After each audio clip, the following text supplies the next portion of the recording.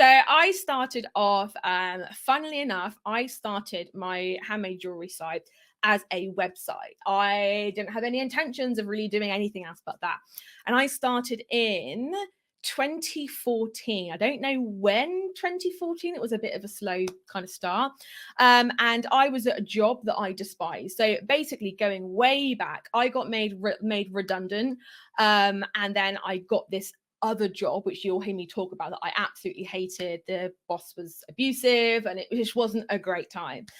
And basically, to keep myself a little bit sane, I started this handmade jewelry stuff on the side. Now, a little bit of a backstory is that I'd actually spent thousands of pounds training to be a gemologist and diamond grader. So that's actually what like my training is, if you can even call it that. That's what my training was in. And I genuinely thought I was going to become like a diamond grader, a person who you sent like antique jewelry off to, and I would come back and I would appraise it and I'd do all the insurance stuff.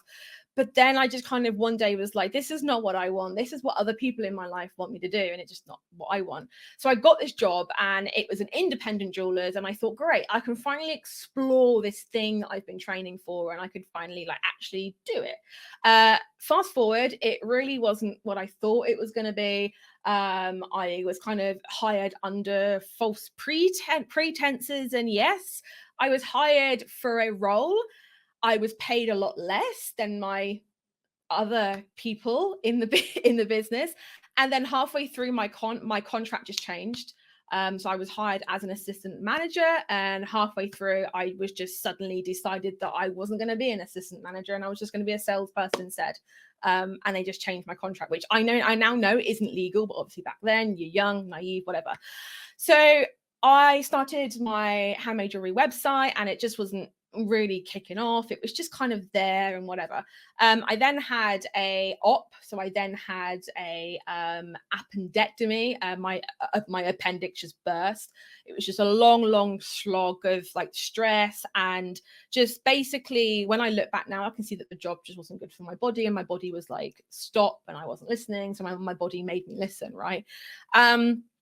And basically it was in the hospital immediately after I woke up from my op, and like my second or third thought was, I could have literally died like working at a job that I absolutely hate because I need the money, right? And when we're in our everyday lives, when we're in the day-to-day, money seems like everything, doesn't it? Money's everything. We're counting our money. When we spend it, we're counting it, we're holding on to it. We have to do this job because of money. But when something kind of slaps you in the face and goes, yeah, you could have died today, you then realize that, okay, like the whole health before wealth thing is maybe not a bit of a cliche. Maybe it is a little bit true. So basically I threw myself on Etsy, and Etsy was quite young then. Etsy was like this cool little kitsch website that you could sell on. And I thought, oh, why not? Hey, let's give it a fair old whack. So I did, and it didn't go so well for the first few months I was on there. And obviously after the op, I was like, I need to make this work. I need to get this going. I need to do this because I can't like financially and physically and mentally afford to be at this job for another year. Like I cannot do it. And you guys might be in the same boat as well. Like I've met a lot of you, and I've spoken to a fair few of you who have said you are in a job that you absolutely despise as well, but you feel like you have to stay, or you do have to stay for, whatever reason.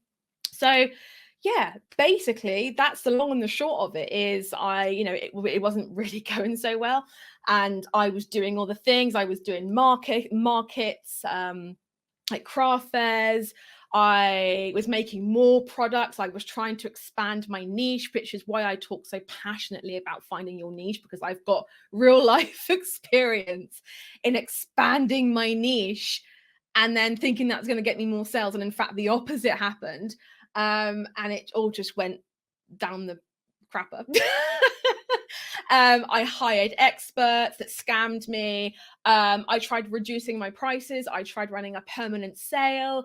I even tried, and I'm ashamed to say, paying for followers back in like 2015, when paying for followers was like a really good idea for some reason.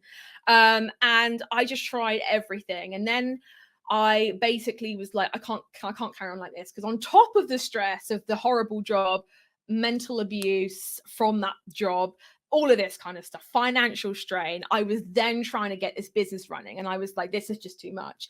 So then I basically buckled down and vowed to literally, I was hungry for like information. I basically decided that I would read like marketing degree books, I would read MBA books, I would just absorb every little bit of information that I could, and I build my own strategy really.